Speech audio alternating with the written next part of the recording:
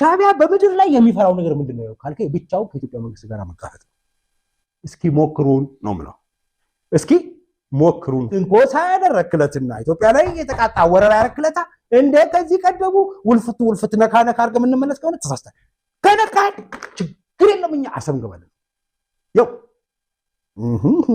ሞተናል እንዴ በፍርሃት እየተወረከረከ ይወድቃል ዝም ካለ ለሚወድቀው ለምን አንድ ፈሪው ነው በፍርሃት የሚወድቀው ሁለት እድሜው ገፍቶ ስለሌለ እየተበረከረከ 80 ዓመቱ ነው የለም ሶስተኛ ማወቅ ያለበት ወፉ እንዴ የሚወድቀው ለመሰለ ዱቄት አቅም እንዳለው ያውቃል ዱቄት እንደሆነ አራተኛ ምን ያውቃል አራተኛ የሚወድቀው በምክንያት ሻዕቢያ እንዴ ዝም ብለህ ስታየው ምንም ሳትወጋው የሚወድቀው እኮ ለምን ጥላቻ ደግሷል ውስጡ የተመሰረተው በጥላቻ ነው ኢትዮጵያን ጠላት ብሎ ያለው ጦርነት ብሎ ያለው አዛውንትና አመጫት ሳይቀር ከየቤቱ ሰብስቦ አዋጅ አውጆ ክተት አውጆ አስገብቷቸዋል እነሱን እየቀለመ ነው እነሱ እኮ ጦርነት አለ ብሎ ሁሉ ታግሶት ይኖሩት ጦርነት ከሌለ ማከሻቢያ ይኖራል ጦርነት ከሌለ ኤርትራ የሚባል ኦፕን ፕሪዝን ይኖራል የኤርትራ ነገር እኮ አጥፍቶ ጠፊ ነው ታውቃላችሁ ግብጽ የኛ አቻ ተፎካካሪ ነው ብያቸዋል ፒር ኮምፒውተር የሚባለው ነው ብያቸዋል ከኛ ጋር እንደማይጠፋፋ ያውቃል እንደማሸም ተጽዕኖ መፍጠር የሚፈልገው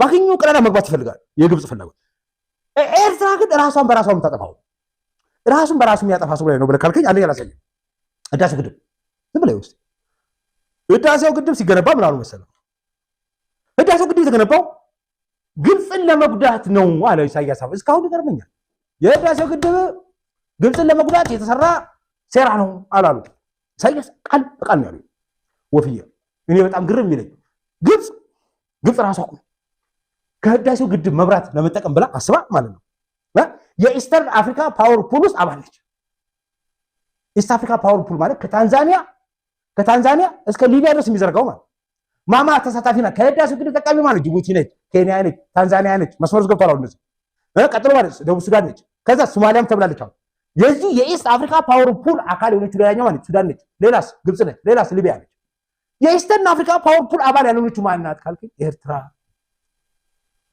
ወየ እንዴ እናንተ ነገር ስለወሬ ማመጭ ቆይ ጨለማ ውስጥ ቁጭ ብሎ ለራሱ ጨለማ ውስጥ ነው ሁላችንም ሊያጨልምብን የሚሞክር ሰው ምን ይባላል አጥፍቶ ጠፊ ይባላል እንዴ እኔ እኮ ግብጾች እኮ ከህዳሴው ግድብ መብራት ለመጠቀም አስበው ማለት ነው የኢስተርን አፍሪካ ፓወር ፑል አባል ሲሆኑ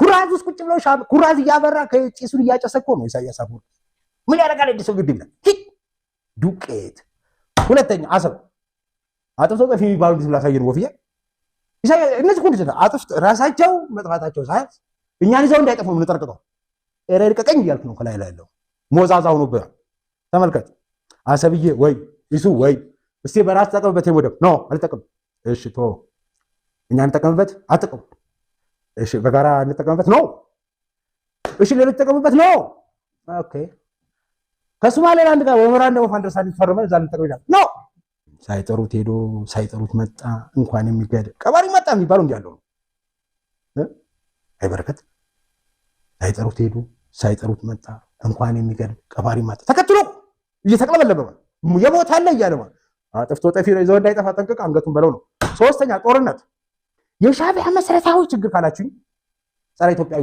ማለት በጸረ ኢትዮጵያዊነት ላይ የተመሰረተ የማንነት ቀውስ ነው ብያቸዋለሁ ኤርትራዊነት ካላችሁ ምንድነው ብያቸው ዲፋይን አድርግላችኋለሁ እኮ እሱ ጸረ ኢትዮጵያዊነት ነው ብያለሁ በነገር በጥላቻ ላይ የተመሰረተ ነው የኤርትራ ማንነት ጥላቻ ላይ የተመሰረተ ከሆነ ወፍቲ ጥላቻ ውስጥ ካለ ወፉ ጠላት ይፈልጋል እሺ ጠላት ካገኘ ደግሞ ጠላትነት የሚረጋገጠው በጦርነት ነው እሺ ጦርነት ካልጀመረ ጠላትነት በምን ያስታውቃል ስለዚህ ጥላቻ ጠላት ጦርነት የሻዕቢያ የማንነት ቀውስ ነው ዞር ሲሉ ደግሞ ፊልድ ማርሻል ዝጋሉለ ኢትዮጵያ በታሪኳ አይታ ማታቀውን መካሪያስ ጋር ያስመርቁላል በቃ ለሻዕቢያ መድኃኒት ነው በጥላቻ ላይ ታወረ ጠላትን ለሚፈልግ ጦርነት ለሚሻ ምን ታደርገዋለህ መሰለህ አይዞ አለውልህ እያልክ እያሰራህ መካናይዝድ ብርጌድ ታቋቁምባል ኢትዮጵያ ታሪኳ አይታ ማታቀው መካናይዝድ ብርጌድ ኃይል ተቋቁሞላል እሺ ዛሬ ነጋ ይወጋኛል እያለ በጥላቻ ታውሮ በፍርሃት ቆፈን ተይዞ ለሚኖር ኃይል በቃ ይሄ ነው መድኃኒቱ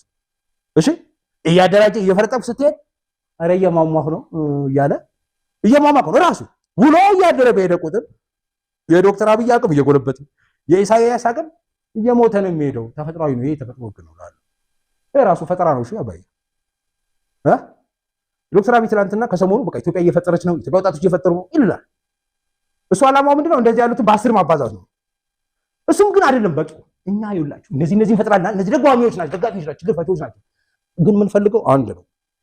አንድ ብሪሊያንት የሆነ ሰው መውለድ ነው የሚያስፈልገው። ብሪሊያንት እንደ ስቲቭ ጆብ አይነት አፕልን የፈጠረ አይነት ሰው አይደለም። ፌስቡክን የፈጠረ አይነት ሰው አይደለም። እንደ ኤለን መስክ ሰው አይደለም።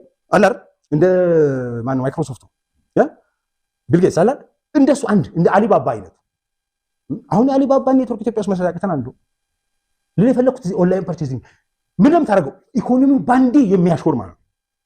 ባንዴ የኢትዮጵያ በጀት ስንት ነው? እና ነገርኩ 15 ቢሊዮን እኮ ነው። ኤለን መስክ ሀብት ስንት? 250 ቢሊዮን እኮ ነው። ወፍዬ በጣም አንገናኝም እኮ አንድ ሰው የሚፈጥረው ፓወር አፍሪካ መቆጣጠር ከቻለ ዓለምን መቆጣጠር ከቻለ አንድ ኤለን መስክ አይነት ሰው አንድ ኢትዮጵያ መፍጠር ከቻለ አባይ በጥይት ተኮስን ማለት ነው። ኦኬ እሱን ዋና ነው ማለት እንደዚህ አይነቱን ማብዛት እነዚህን መደገፍ እነሱን ስደግፍ እሱ በሱ አገር ቀየራል እኮ አይደለም። ዋናው ዩኒኮርን የምንለው አለ እሱ ሞዴል ነው። እኔ ሳልሞትማ አንሱን አይችልም። የኢትዮጵያ ወጣቶች ፈጥሮ አዲስ ነገር እንዳይሰሩ እንቅፋት የሆነባችሁ ምንድነው? እየጠየኩት እሱ ለምሳሌ ኧረ አልጠየኩት ወይ ደግሞ ፖለቲካ እንዳታርጉ ወፊት ችግሩ ምንድነው? ወደ አንደኛ ያሳሰብ ባርነት አለ እዚያ ጋር መጣው ወደ ፖለቲካ ገባው። ያሳሰብ ባርነት አለ ብዬ ስለ አይለቅም የድሮ ሐሳብ አይለቅም። በቃ አሁን ፀሐይ መጣች ፀሐይ ከየት መጣች መሰለህ? ከጣሊያን መጣ። እዚህ አሁን ቢሾፍቱ እቺ ፀሐይ ቁጥር 2 ነች እና የሙከራ በረራ እያደረገች ነው። የመጀመሪያው የሙከራ በረራ ችግሩ ምንድነው? ያሳሰብ ባርነት አቶ ጀማል ሄዶ ፈረንጅ ጋር ሄዶ ሌላ አውሮፕላን ከውጭ አገር ገዝተው አመጣው ብለው እዚህ ብለ ወሬ ያስወራል። ያሳሰብ ባርነት እኛ ሄዶ እዛ ፈረንጅ ነው ይመጣልኛል። ኧረ የተርብሉ አቦ ምን ነው ምን መድረክ አይደጉም አልፈራ ወደ ኋላ ነው። ያሳሰብ ባርነት ነው አለው። እዚህ ሀገር ውስጥ አውሮፕላን እየተመረተ ውጭ ሀገር ሄዶ ይመጣልኛል እና ሜድሮክ ካልከኛል። አዎ ሜድሮክ ካለ ኢትዮጵያ ሀብት ነው። የኢትዮጵያ ሀብት ነው። ኢትዮጵያ ላይ ኢንቨስት መደረግ አለ። ኢትዮጵያ ላይ ኢንቨስት መደረግ ካለበት ለምን ፀሐይ ላይ ኢንቨስት አታደርግም ታዲያ? ሜድሮክ ነው እኮ ነው። እኛ አሁን አዲሱ ፕሬዝዳንት አለ ሜድሮክ በቃ ተፈተሽ ነው ጎበዝ ናቸው አይደል? በቃ እዛ ላይ ምን ኢንቨስት አታደርጉም? ፀሐይ እዚህ ጋር መጣ ልጅ ወልዳ ልጇ እዚህ ጋር የበረራ ልምምድ እያደረገች እዚህ ላይ ኢንቨስት አደረግና የት መከላከያ እኮ ነው አየር አይደል? ፀሐይ ላይ ኢንቨስት አደረግና እዚህ አሁን ያላ ሰዎች አሉ 10 ሰው 4 ሰው የሚይዘው ይሄን ከፍ እናድርገውና ፀሐይ ቁጥር 2 ነች ልጅ ሆነ ከፍ እናድርገውና 12 ሰው እንዲይዝ 14 ሰው እንዲይዝ እናድርገው ብለን 1 2 3 4 አውሮፕላን ብገዛቸው ወፍዬ በስመ አብ ሰዎቹ ተተኮሱ። አየር ኃይል 7 ፀሐይ ያመርትልሃል። ሄደህ አንድ ፀሐይ ትገዛና ምን ታደርጋለህ? አየር ጋር ትናገርና ሌላ ፀሐይ ቁጥር 3 እንድትፈጠር ታደርጋታለህ። በዲዛይኗ በብቃቷ ለኢትዮጵያ አየር ለኢትዮጵያ መልክዓ ምድር ብቻ ሆነ። ከሁሉም በላይ ግን ምን ታደርጉ መሰለህ? አየር ኃይል ውስጥ ያለውን የፈጠራ ስራ አዲስ ፈጠራ ስራ በተለይ ፀሐይን ለማስፋት የዚህ የኢትዮጵያን ኤሮስፔስ ቴክኖሎጂ ለማስፋፋት ምቹ ዕድል የሚፈጥረው ነገር ምንድነው? እዚህ ኢትዮጵያ ሳንዳሩ ፕላትፎርም እነዚህ እንዲሰሩልህ ታደርጋለህ። ከዛስ ይሄ የአየር ኃይል እዚህ የፀሐይ ፕሮጀክት የጀመረው ነገር እዚሁ ኢንቨስት ካረክበት ገንዘብ ካገኘ ማለት አሁን በመንግስት በጀት ነው የሚንቀሳቀሰው። የግል ኢንቨስትመንት ያው ሜድሮክን የመሰለ ኩባንያ ከተገኘ እና አንድ አውሮፕላን ከገዛው ወፍዬ በስማም ተኮስኮ ማለት ሳምሰንግ እንደዚህ ነው ያደገው፣ ሁዋዌ እንደዚህ ነው ያደገው፣ ሃንዳይ እንደዚህ ነው ያደገው፣ ሁሉም ያሜ ቦይንግ እንደዚህ ነው ያደገው። ቆንጆ ሰው በሰልፍ አውሮፕላን ገዛውን ብለው ሆቴል ነስብላል ተርብሉ እና ፀሐይ ላይ ኢንቨስት ብታረጋት ስንት ነገር ትፈጥራለች፣ ስንት ባለሙያ ታደብራለች፣ ስንት ችሎታ እንደው ብትከስሩስ። ወቅታዊ መረጃዎች ቶሎ እንዲደርሳችሁ ቻናሉን ላይክ እና ሰብስክራይብ በማድረግ ይከታተሉ።